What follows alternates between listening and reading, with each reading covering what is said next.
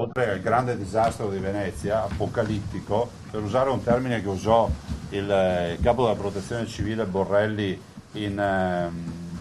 occasione di Vaia. Poi c'è stata ovviamente questa ondata di maltempo interessato anche altre parti del Veneto, non so, Caorle abbiamo la spiaggia distrutta e il mare è risalito nei canali, Chioggia,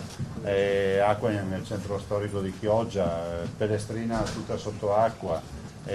abbiamo sfondamenti arginali nella zona di Concordia, abbiamo il Lemene interessato da altri movimenti, insomma ce n'è per tutti i gusti, cioè, Scardovari, la sacca di Scardovari, quindi il Polesio, delle foto di Scardovari raccapriccianti, cioè, letteralmente rasa al suolo. Allora noi abbiamo avuto da un lato ovviamente l'acqua alta e quindi la marea, dall'altro lo scirocco, la bora che non ci hanno aiutato. Abbiamo uno scenario che ci preoccupa anche nelle prossime ore, questo ve lo devo dire, perché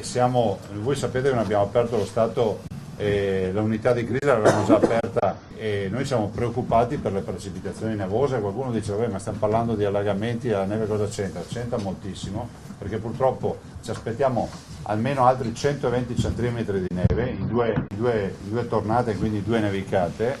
L'ARPA ci dà dei dati che sono preoccupanti e purtroppo nevicherà in un contesto nel quale c'è caldo, perché questo è un clima